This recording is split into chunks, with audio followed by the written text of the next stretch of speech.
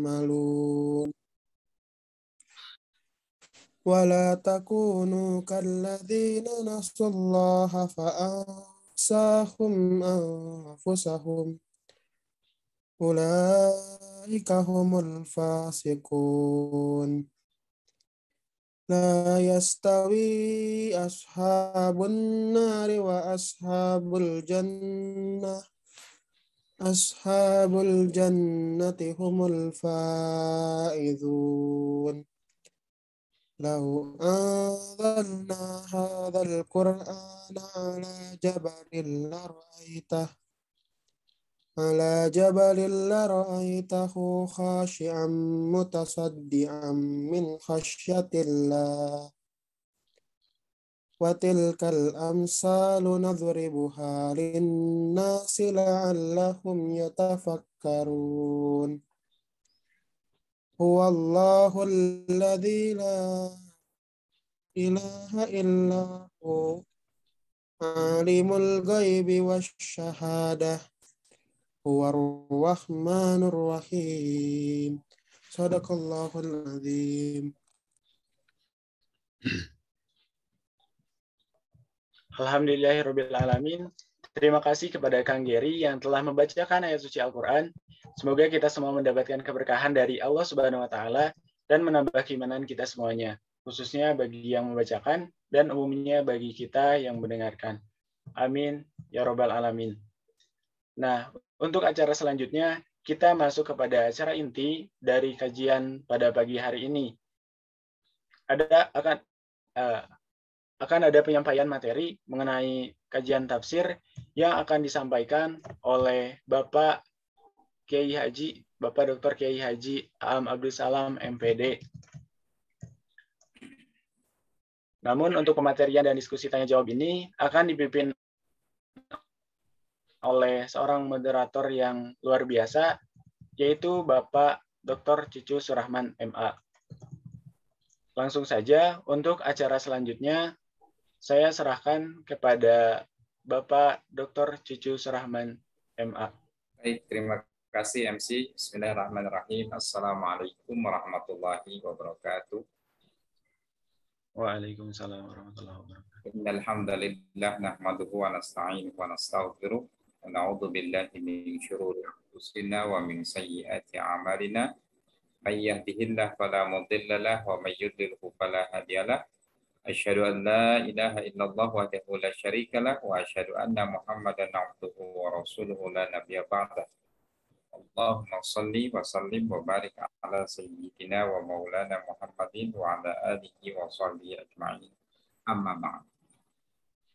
Hadirin hadirat Bapak-bapak, Ibu-ibu, adik-adikku sekalian, puji syukur kehadirat Allah Subhanahu wa taala, pagi ini suci Ramadan ini kita bisa bertemu kembali dalam suasana kajian kuliah subuh tafsir Tarbawi. Alhamdulillah kita tidak libur gitu ya, kajian tafsir Tarbawi bersama guru kita semua, Dr. Kiai Haji Aam Abdul Salam.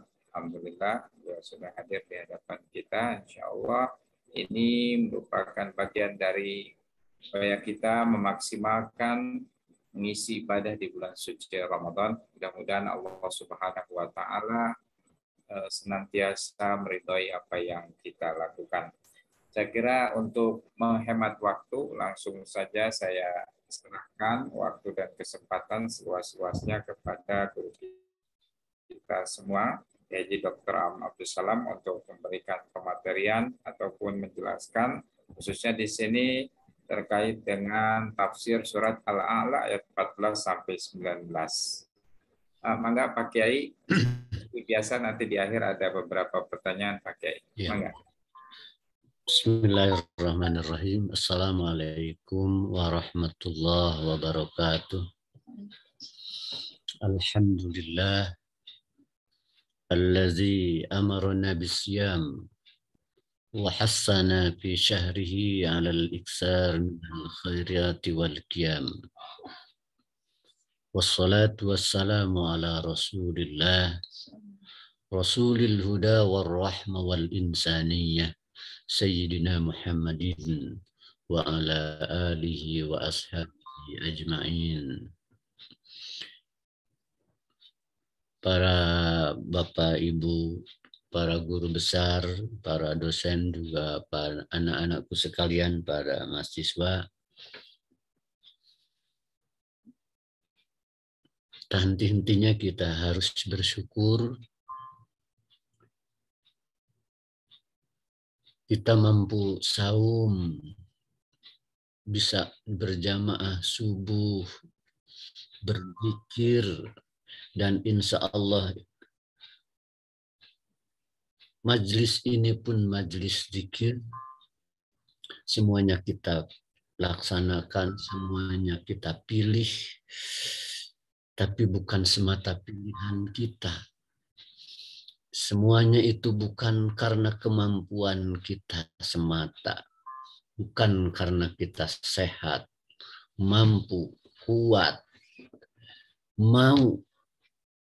Semuanya justru lahir hanya karena rahmat, karunia, dan pertolongan Allah.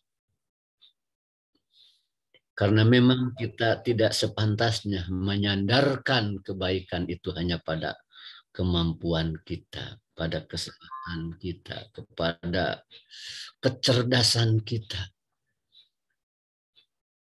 Sebab kemampuan kita, kecerdasan kita pun hanyalah anugerah Allah, rahmat Allah. Maka semuanya kita pastikan disandarkan juga pada rahmat, karunia, dan pertolongan Allah. Tak seisap napas pun, terlebih di bulan Ramadan ini, yang mungkin napas kita lebih semerbak, surgawi, itu pun bukan karena kita yang sehat. Kita bisa menghisap oksigen bukan karena kita yang sehat, tapi begitu indahnya ciptaan Allah, penataan alam, sehingga begitu terkait langsung dengan kebutuhan kita. Alhamdulillah pada pagi hari ini dalam kondisi Allah masih memilihkan pertemuan bagi kita. Allah masih memberi kesempatan kita bisa bertemu sebagaimana biasa. Ini pun bukan kemampuan kita. Ini pun adalah rahmat, karunia, dan pertolongan Allah. Hal ini melanjutkan surat Al-A'la bagian akhir. Sebelumnya kita tazakkur atau tazkirah, juga proses strategis dalam pendidikan dan pembelajaran, proses pedagogis yang dalam. Ini bagian akhirnya at-tazkiyah sebagai proses pedagogis dalam membentuk pribadi muslim yang utuh. Insya Allah mudah-mudahan kita bisa temukan tema ini dalam kajian nanti. Ini kira-kira bunyi, bukan kira-kira, memang ini langsung copy paste ayat Al-A'la ayat 14 sampai 19. Qad aflaha man tazakka. Sungguh beruntung, bahagia, sukses orang yang mensucikan dirinya. Wa dzakara asma rabbih fasalla. Dan menyebut, mengingat, mengapresiasi, menginternalisasi isma rabbik. Pakai ismu itu menunjukkan lebih luas. Fasalla, lantas sholat. Batu sirunal hayatad dunya. Hanya sayang kalian malah lebih mementingkan kehidupan dunia. Wal akhiratu khairu wa abqa. Padahal akhirat lebih baik dan lebih kekal. Inna hadzal suhufil ula, suhufi Ibrahim wa Musa. Semua ini ada di suhuf pertama, Ibrahim dan Musa. Artinya ajaran ini bukan hal baru. Artinya bahwa ada kesatuan ajaran dan adab, ya. Itu menurut ungkapan tafsir. Nah, mari kita mulai dengan ayat per ayat. Qad aflaha man tazakka.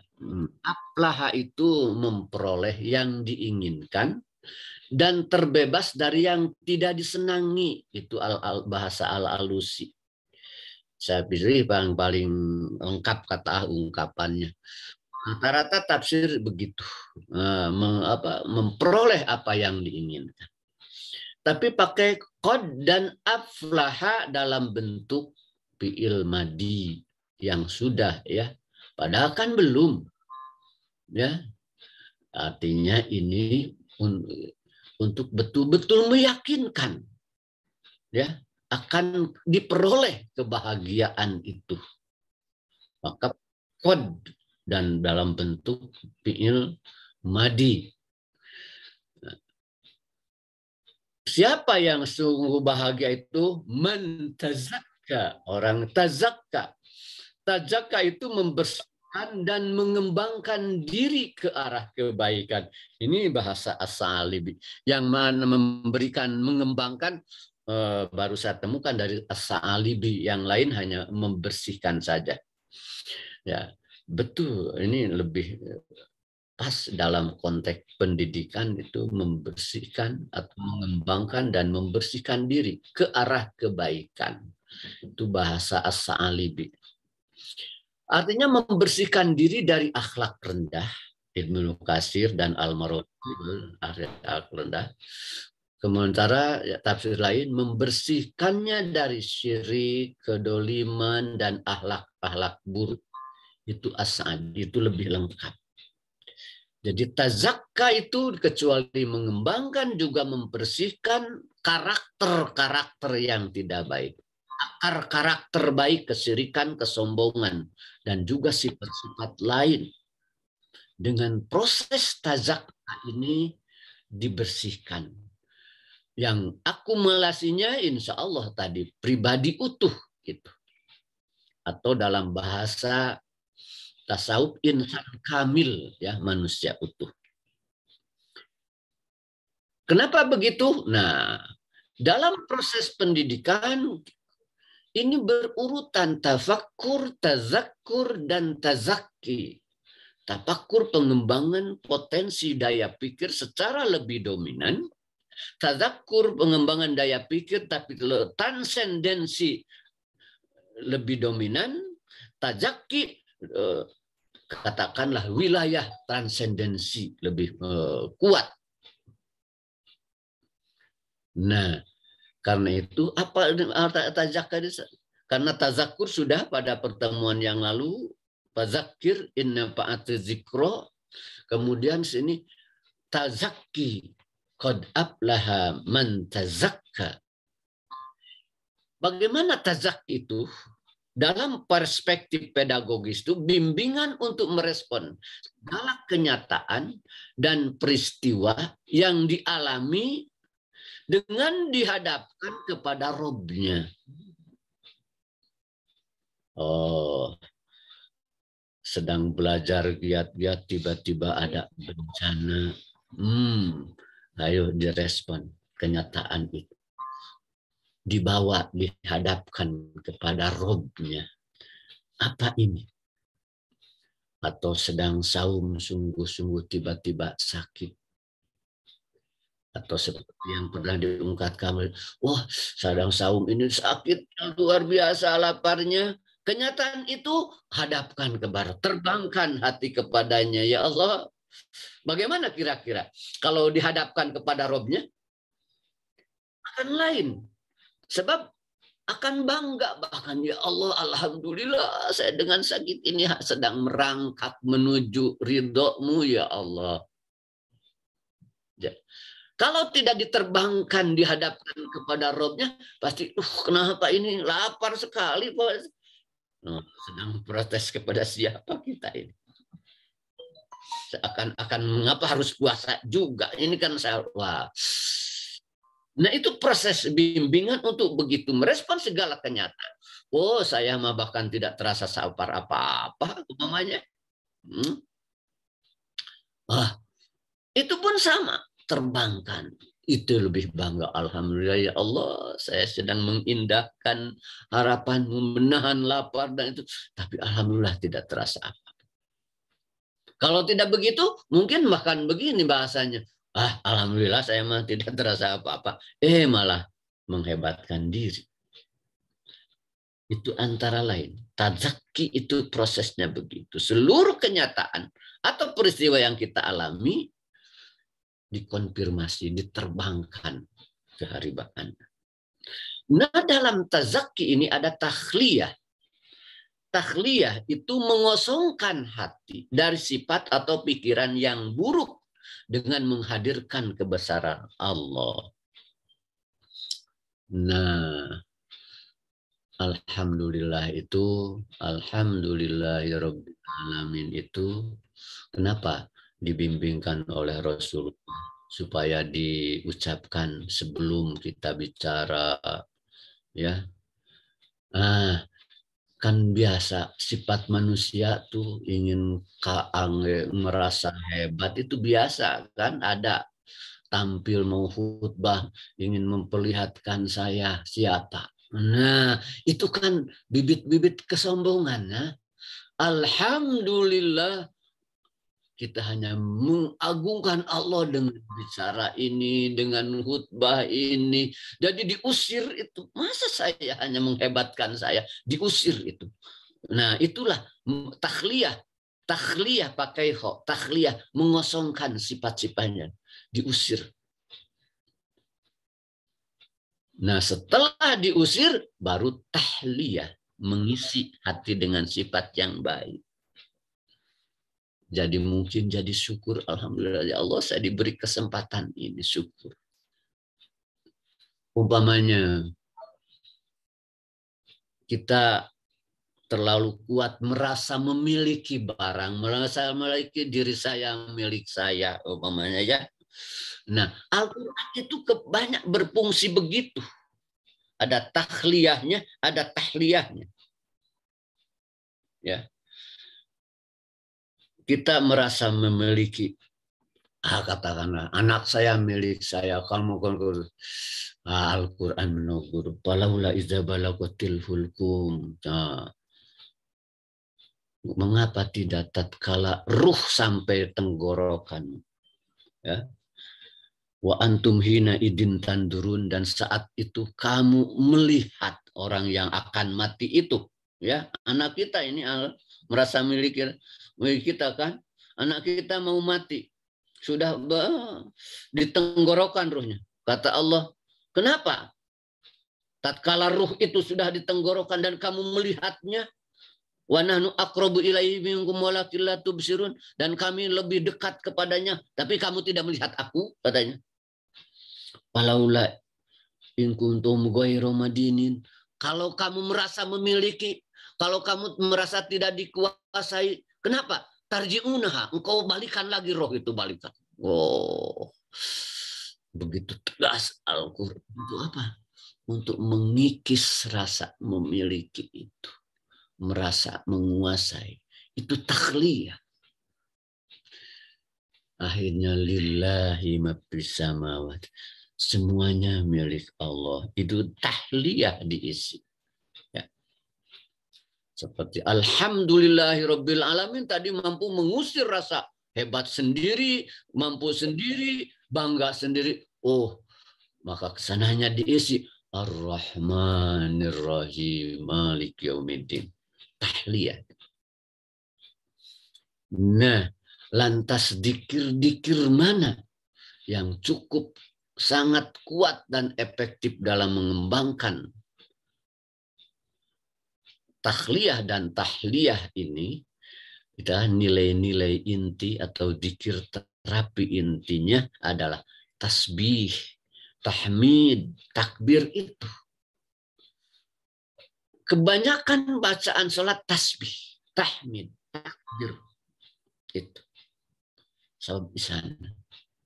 Tatkala merasa tidak nyaman atau kadang-kadang kita tiba-tiba karena Allah sayang diserang kita dengan pikiran yang tidak nyaman, bahkan banyak kekhawatiran atau ketidakpuasan dengan kenyataan yang kita alami. Kenapa bahula teh membangun rumah teh seperti ini? Susah dulu. Muncul lagi itu ketidakpuasan. Subhanallah, Maha Suci Allah, Engkau tidak salah. Kenapa saya ini tidak puas saja dengan kenyataan? Dibimbing. Subhanallah, subhanallah. Ini pilihanmu, ini kasih sayangmu. Karena engkau mustahil salah. Engkau sayang. Diperbaiki dengan tasbih, tahmid, dan takbir, dan seterusnya. Nah, itu proses. Setelah tazkiyah seperti itu, wa zakarosma rabbih, dan zakaro itu menyebut, mengingat, menghayati, mengintegrasi, menginternalisasi. Zakaro isma, nah lebih spesifik ya, sampai mencerap sifat-sifat, mengapresiasi dan mencerap sifat-sifat ilahi. Ar-Raji itu tapi istilahnya istighdar, itu ya lebih luas. Istilah istighdar menghadirkan, mencerap sifat. Itu termasuk tahliyah, zakarosmar, bahwa zakarorobbah. Tapi dakarosma itu cenderung pencerapan sifat-sifat ilahiyah. Tentu saja melalui proses mengingat, menghayati, dan menginternalisasi. Nah, kemudian bisa menginternalisasikan keagungan dan kesempurnaan Allah sehingga membuahkan ketundukan kepadanya. Itu bahasa Al-Marogi dan At-Tahrir. Tahrir wa tanwir. Nah, jadi ini termasuk tazkiyah. Ya, tazkiyah itu menginternalisasi keagungan, kesempurnaan Allah sehingga muncullah itu sifat ketundukan, kepasrahan kepadanya. Nah, Ibrahim Al-Jili menerangkan bahwa inna aradnal amanati ala samawati wal ar, Al-Ahzab 72 itu katanya amanat di sana adalah sifat-sifat ilahiyah.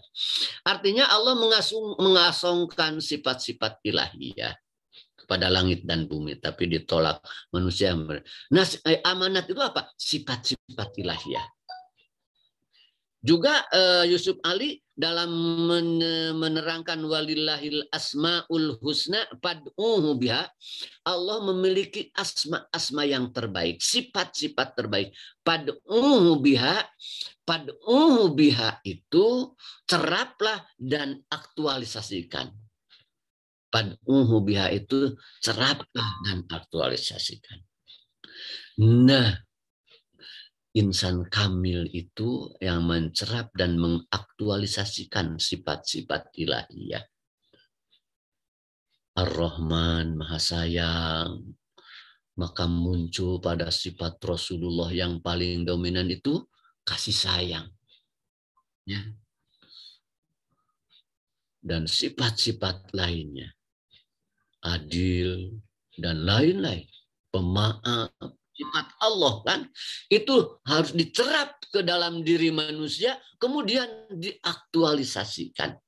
Kalau manusia mampu mencerap nilai sifat-sifat ilahiyah itu dalam diri, kemudian diaktualisasikan, itu tampil sebagai insan kamil. Ya. Apakah itu tidak berarti hanya nilai-nilai ke akhirat? Tidak, sebab di sana Al-Khaliq, Maha Pencipta yang kreatif, ya, tanpa contoh itu Allah. Tapi tentu saja manusia terbatas sesuai kodratnya. Tapi mencerap itu adalah proses tazkiyah itu. Maka kalau kita hubungkan dengan konsep humanisme, ada humanisme teosentris di kita ini. Bukan humanisme antroposentris. Apa maksudnya humanisme teosentris? mengakui bahwa pada diri manusia sudah inherent sifat-sifat ilahiyah, ya. Dan tugas manusia mengaktualisasikan sifat-sifat itu ke dalam kehidupannya. Perjuangan manusia merealisasikan sifat-sifat ilahiyah itu dalam kehidupannya. Perjuangan itu bukan untuk Allah, karena Allah tidak perlu apa-apa. Justru untuk manusia. Allah menanamkan sifat-sifat ilahiyah pada diri manusia itu supaya manusia dan kemanusiaannya betul-betul terkembangkan dan terjaga sebaik-baiknya. Nah, fasola, lalu dia sholat. Isyarat ini seakannya atapnya khusus begini. Wadakar apa tazkiyah, dari tazkiyah itu diberi ke dakaro, itu semakin kecil, tapi penekanan fasola semakin penekanan kecil. Sebab ini bahwa isyarat bahwa sholat merupakan wasilah tertinggi dalam mendekati Allah. Ini intinya, semuanya tertanamkan juga melalui sholat itu. Sholat dalam arti juga mengarahkan diri dan kehidupan untuk mengabdi kepada Allah. Ini di tafsir Ar-Raji dan Tahrir. Nah, batu sirunal hayatad dunya wal akhiratu khairu wa abqa. Pada begitu sudah jelas bimbingan itu, tazkiyah, ya, untuk kehidupan tetap dibawa untuk mengapresiasi dan mengaktualisasi nilai-nilai Allah. Hanya sayang, bahkan kalian siruna lebih mengutamakan al hayatad dunya, kehidupan dunia, wal akhiratu khairu wa abqa, padahal akhirat jauh lebih baik dan lebih kekal. Dunia itu, kenapa para ahli tafsir, kenapa manusia cenderung begitu padahal secara inheren ada sifat-sifat ilahiyah? Oh, karena dunia itu merupakan kenikmatan yang nyata dan segera. Ya kan sekarang pokoknya yang nyata saja, yang pragmatis saja, kadang-kadang begitu. Memang begitu manusia. Sekarang lapar pokoknya gitu. Sedangkan akhirat masih gaib. Itu Al-Baghawi Ar-Raji. Itu dari kata-kata Ibnu Mas'ud. Alasan itu, ya. Indikatornya gimana manusia lebih mementingkan dunia itu? Urusan dunia menjadi obsesi paling kuat, semakin semangat paling tinggi, menggebu-gebu hanya untuk memperindah nama, prestasi, prestise gitu ya, menggebu-gebu. Tentu saja bukan salah untuk memperhatikan itu, tapi kalau di atas segala-galanya itu ya, memperindah dunia tapi untuk jalan jadi akhirat, ya itu seharusnya.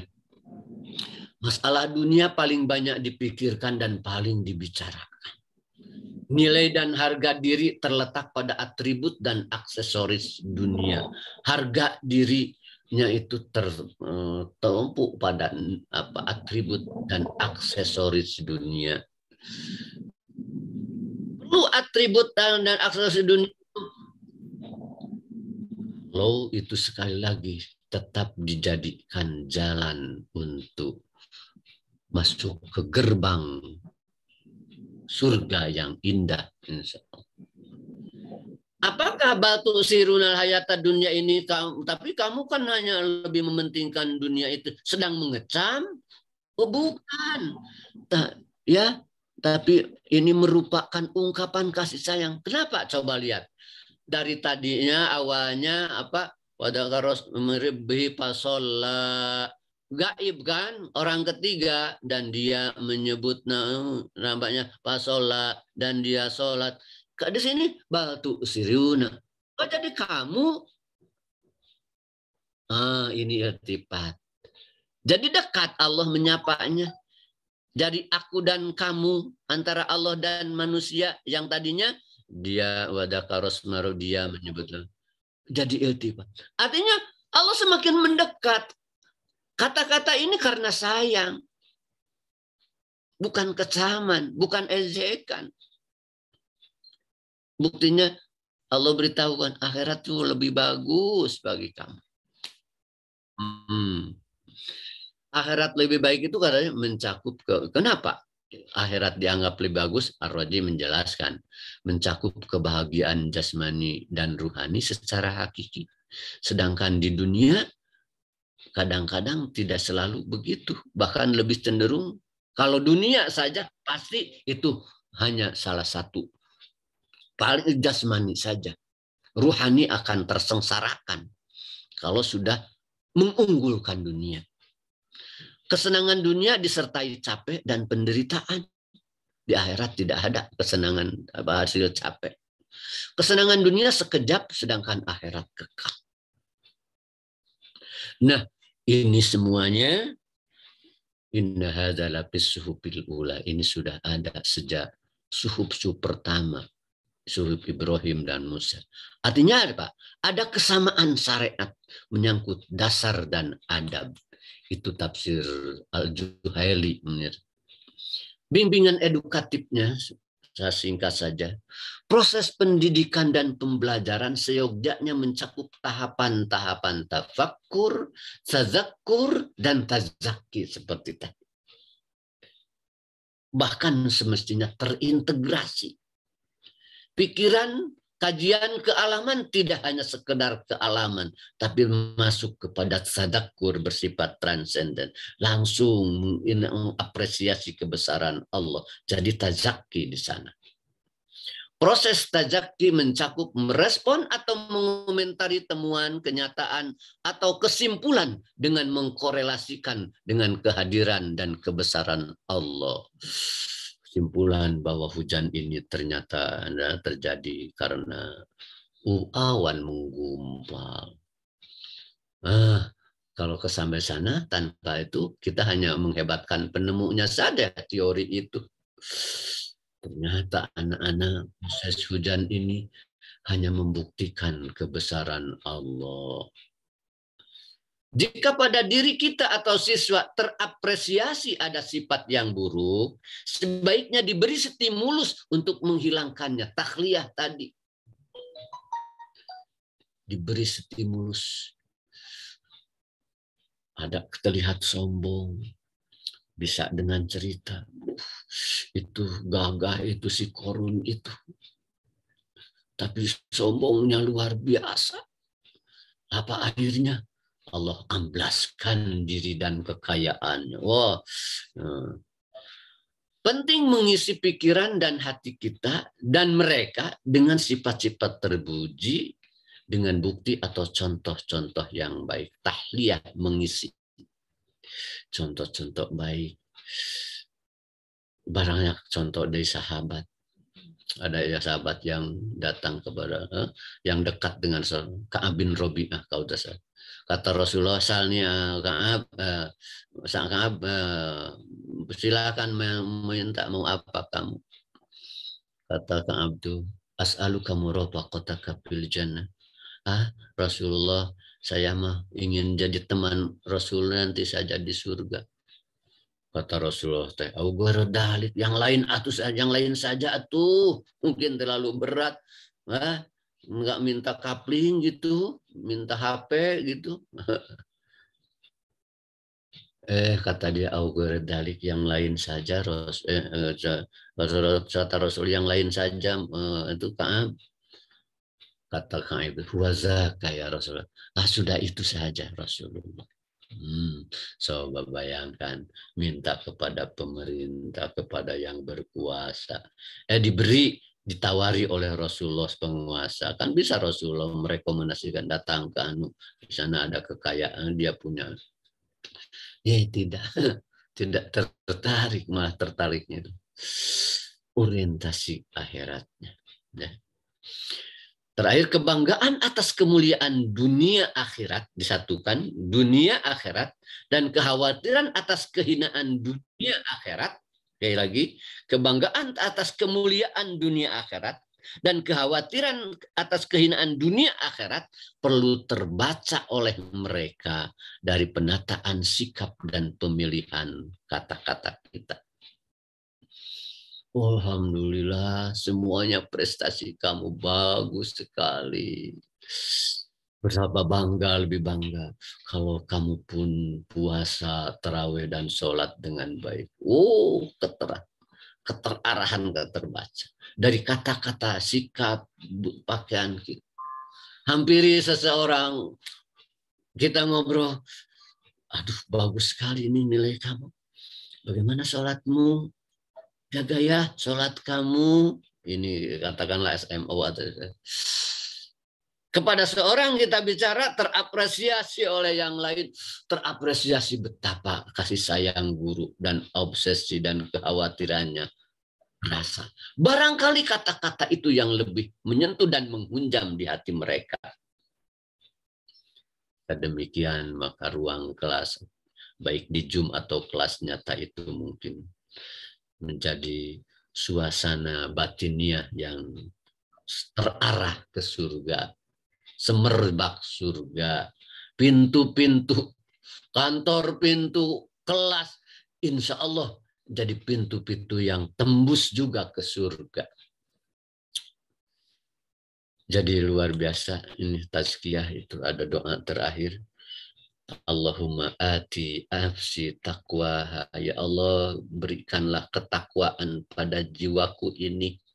Wazakiha, bersihkanlah jiwaku ini, hatiku ini. Anta khairu man zakkaha, engkau sebaik-baik yang membersihkannya. Anta waliyuha wa maula, engkau pemiliknya dan pelindungnya ya Allah. Hadis riwayat Muslim. Mudah-mudahan ada manfaatnya. Aku lu qauli hadza astagfirullah li wa lakum. Wassalamualaikum warahmatullahi wabarakatuh. Agak panjang Pak, lebih dari biasa. Pak, mengapa Cucu?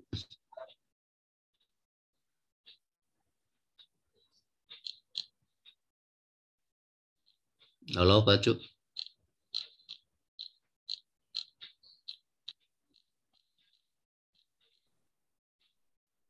Alhamdulillah Bapak, mohon Allah ahsanal jaza atas penjelasannya luar biasa. Qad aflaha man tazakka wa dzakara isma rabbih fa shalla. Bal tu'thiruna al-hayata dunya wal akhiratu khairu wa abqa. Inna hadza la fi suhufil ula suhufi Ibrahim wa Musa. Masih ada waktu Pak Kiai, saya mohon izin untuk membacakan beberapa pertanyaan yang sudah masuk. Pertanyaan pertama,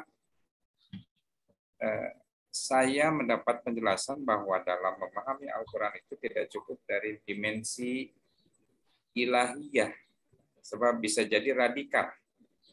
Melainkan perlu dipahami dari dimensi basyariah atau kemanusiaan.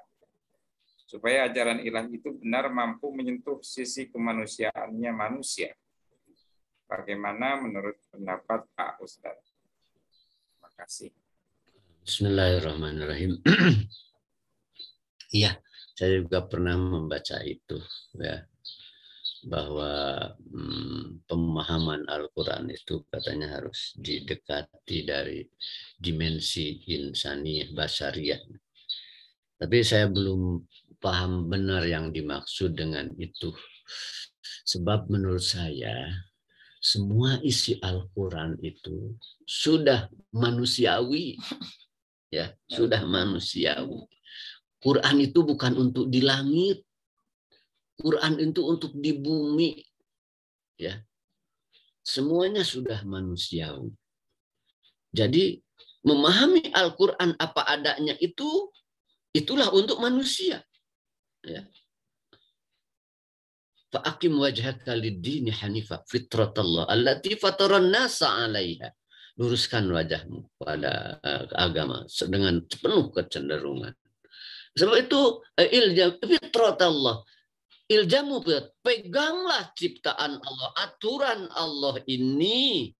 Allati fataran nasa, sebab manusia itu diciptakan berdasar peraturan itu. Jadi ibarat rel aturan Allah itu rel dan gerbongnya manusia. Sudah pas, ya. Coba bayangkan apa ayat-ayatnya begitu lembut untuk mewajibkan sangat manusiawi, ya. Untuk mewajibkan puasa saja seakan-akan Allah raba-raba supaya perasaan manusia tidak merasa berat. Semuanya saja sangat manusiawi menurut saya. Tidak yang ada yang kurang manusiawi, ya. Jadi mungkin masih ada jarak dengan pemahamannya, ya. Terutama kalau pemahamannya masuk ke gaya bahasa, ternyata luar biasa indah dan menyentuh kemanusiaannya yang paling dalam. Hampir setiap ayat yang kemarin saja yang kita jelaskan tentang saum, ya Allah begitu dekatnya, begitu sayangnya, begitu lembutnya Allah mewajibkan saum, tidak mewajibkan seakan-akan, tapi saking perlu saum, seperti saya analogikan, tentu harus menjelaskan ayat lagi karena sudah waktu itu. Ibaratnya seorang ibu yang melihat anaknya badannya kotor karena bermain di lumpur. Gimana ngajak mandinya anaknya tahun 3-4 tahun. Oh, nak, ayo mandi dulu nak. Oh, dengan perusahaan. Oh, anak kan kadang-kadang lain saja tidak melihat itu penting, ya kan? Nggak mau. Cuma sebentar tuh. Ayah mama dudat sebentar tuh gitu tuh. Wah, malas dingin. Wah, kalau dingin mah pakai air hangat aja. Wah, gitu. Sakit atau berjalan buka saya luar biasa. Allah membimbing itu dengan cara-cara. Dan memang tidak akan ada yang sedikit pun berbenturan dengan manusia dan kemanusiaan. Tadi saja sifat-sifat ilahiyah itu kasih sayang, pemaaf, luar biasa. Itu untuk kepentingan manusia, ya, supaya manusia betul-betul berjalan di atas kemanusiaannya dan menjamin keamanan hak-hak manusia yang lain. Tidak ada kekurangan sedikit pun. Wa tammat kalimatu rabbika sidqan wa adla. Telah sempurna konsep-konsep Rabb itu, kebenaran dan keadilannya. La mubaddila li kalimat. Tidak akan tergantikan konsep itu. Ya. Banyak lagi ayat-ayat yang menjamin itu. Jadi saya tidak paham benar itu manusia kau. Sebab bagi saya tidak perlu. Semuanya itu sudah manusiawi karena memang untuk manusia. Al-Quran ini untuk di dunia, bukan untuk di langit dan bukan untuk di akhirat. Di akhirat tidak perlu Quran kan, gitu. Dan Allah menjamin keadilan sepenuhnya, kebaikan, kemaslahatan sepenuhnya untuk manusia, dan manusia adalah sentral kepentingan. Mungkin begitu Pak Cu yang bisa saya jelaskan. Mohon maaf kalau tidak tepat dengan yang dimaksud gitu. Iya mungkin Pak Kiai memang suka memang jadi apa ya itu isu begitu Pak Kiai dalam penafsiran ya. Kadang ya katanya memang Al-Quran itu harus dalam menafsirkan Al-Quran itu manusia itu harus dijadikan fokus begitu karena Al-Quran itu diturunkan untuk manusia di bumi ini. Jangan kayak mendahulukan kepentingan Tuhan dalam tanda kutip ya. Ini biasanya memang ya cara berpikir mungkin yang sekarang itu pakai ya. Iya. Oh iya, tadi itu ada kekhawatiran radikal ya.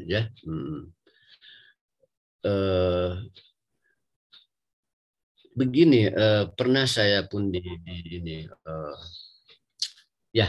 kalau Mas terlalu jauh masuk ke bidang akidah katanya, ya itu akan tercenderung radikal.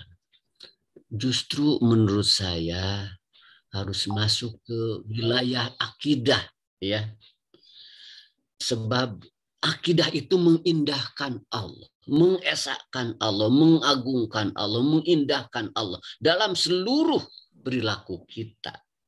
Ya, di dalam hadis ada ini kan, iman itu 70 lebih cabang.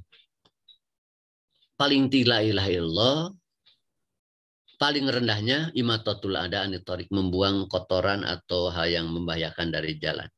Apa artinya? Membuang kotoran saja dari jalan itu harus terkait pada sistem keyakinan iman.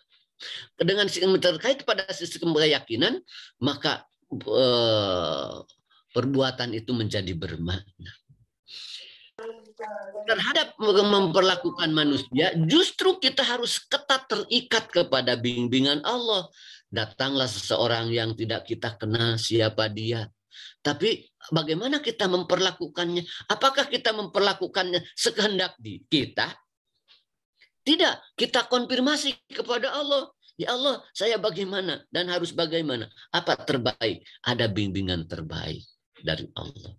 Jadi justru supaya lebih baik, supaya lebih terjaga manusia dan kemanusiaan dengan sebaik-baiknya, semuanya harus terkait pada sistem keyakinan yang tiada lain mengagungkan Allah, mengindahkan bimbingannya terbaik, tentu saja tadi dengan sifat-sifat ilahiyah yang sempurna itu. Nah itu tadi belum tersinggung ya, yang pandangan radikalnya. Begitu menurut saya Pak Tutup. Terima kasih Pak Kiai.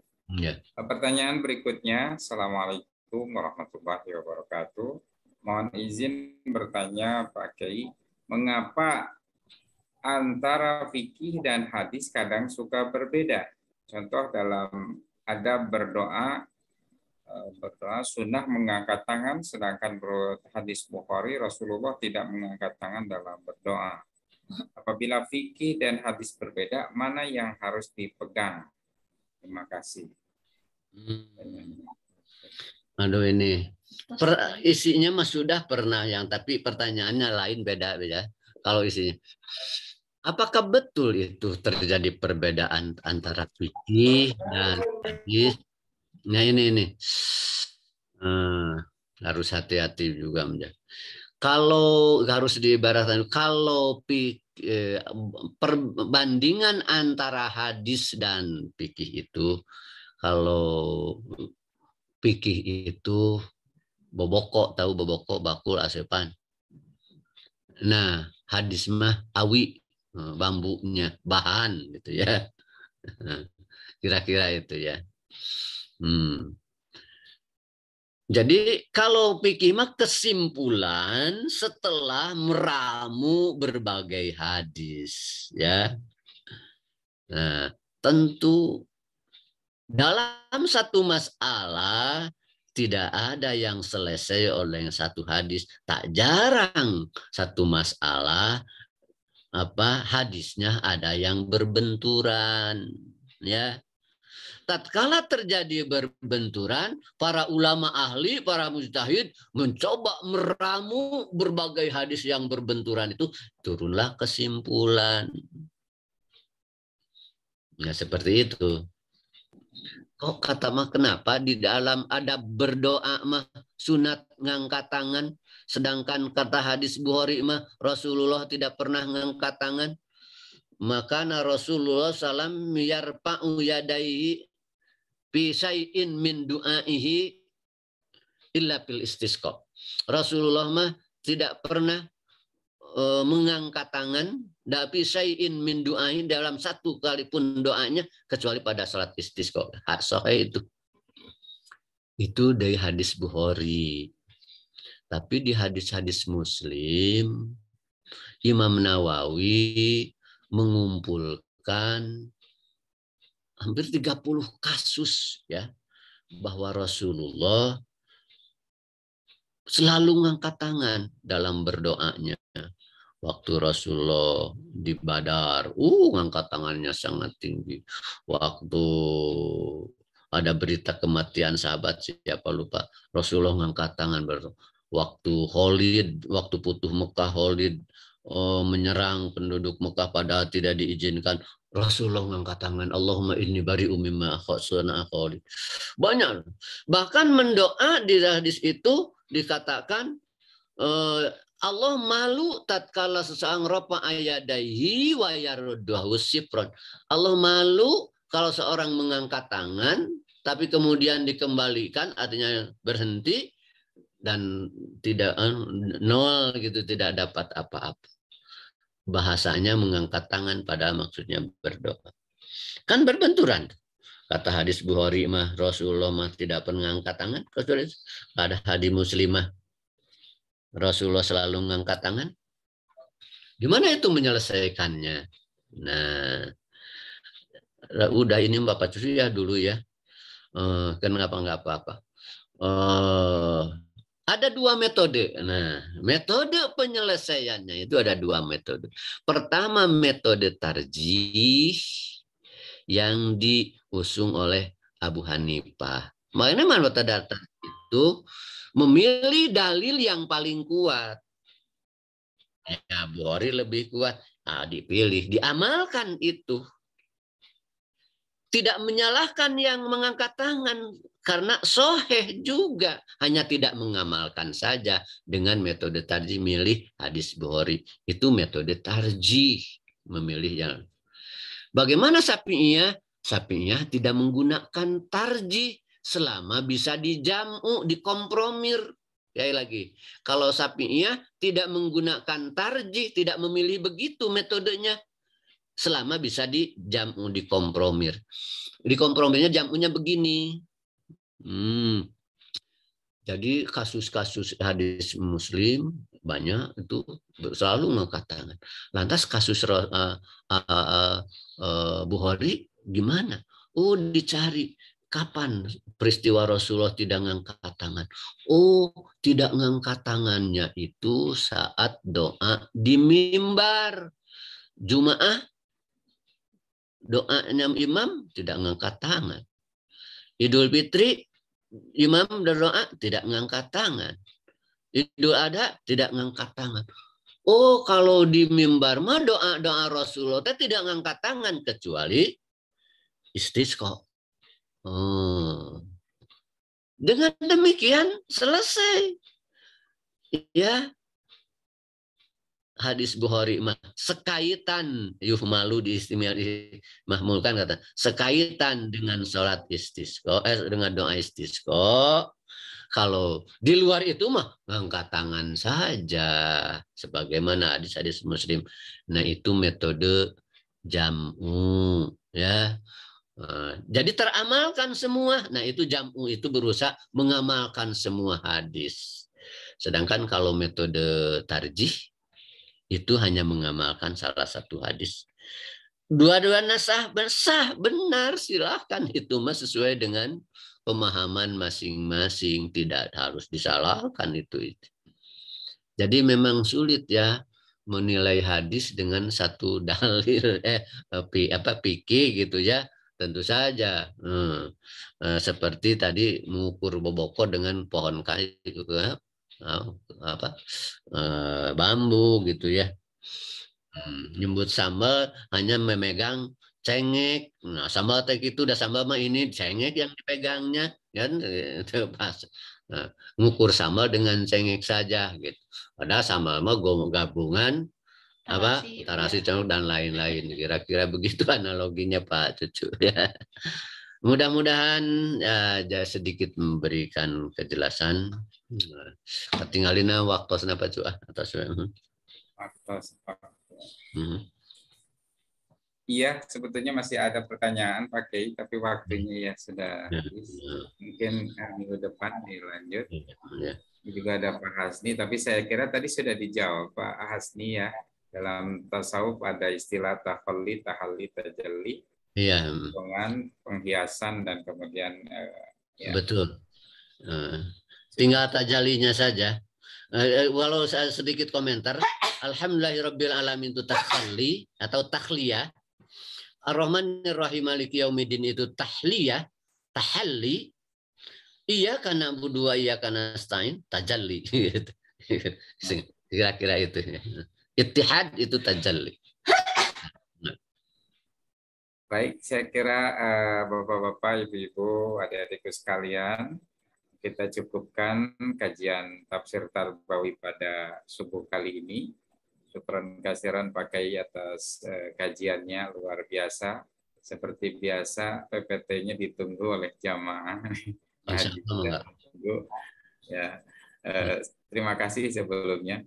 Baik, saya atas nama MC mengucapkan atas nama moderator mengucapkan terima kasih dan mohon maaf bila ada banyak kesalahan kekurangan.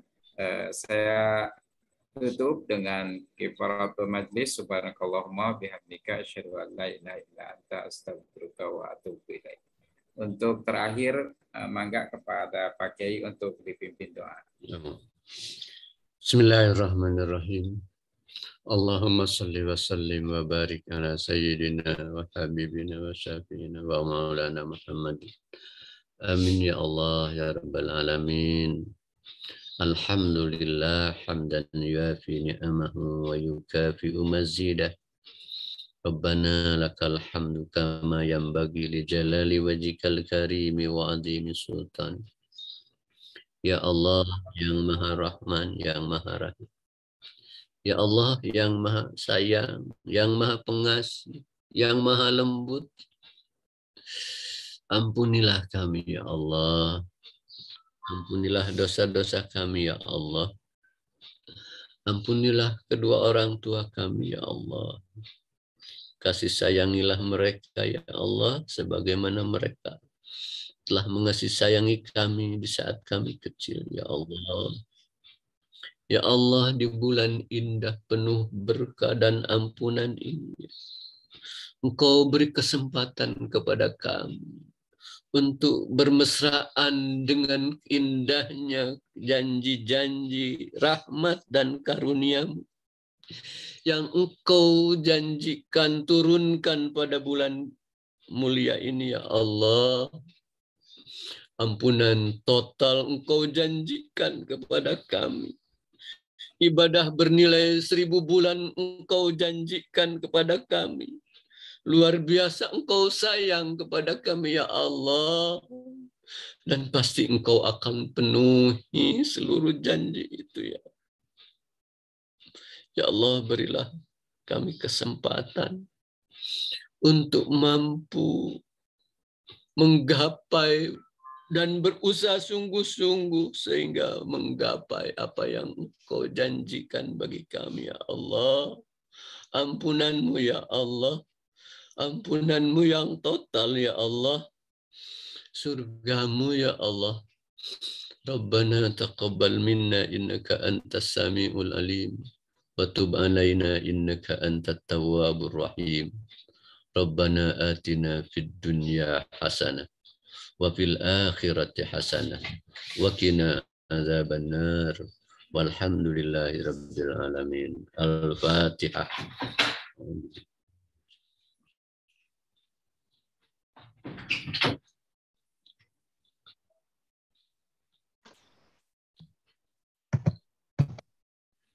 Alhamdulillahirabbil alamin. Tiba saatnya kita menghadapi rangkaian acara terakhir yakni penutupan acara kajian. Sebelumnya saya ucapkan terima kasih banyak kepada Bapak Dr. Kiai Haji Aam Abdul Salam yang telah menyampaikan pematerian dengan sangat luar biasa. Juga kepada Bapak Dr. Cucus Rahman MA yang telah memimpin jalannya pematerian pada pagi hari ini dengan sangat luar biasa juga. Semoga menjadikan amal kebaikan umumnya bagi kita semua, khususnya bagi beliau yang telah memaparkan ataupun yang telah memimpin jalannya kajian. Dan tidak lupa terima kasih juga kepada seluruh para hadirin yang telah membersamai acara ini dari awal sampai akhir. Dari saya selaku pembawa acara memohon maaf apabila ada sikap dan tutur kata yang kurang berkenan di hati hadirin sekalian. Saya mohon maaf, mari kita tutup acara ini dengan bacaan hamdalah bersama-sama. Alhamdulillahirabbil alamin. Saya pamit undur diri.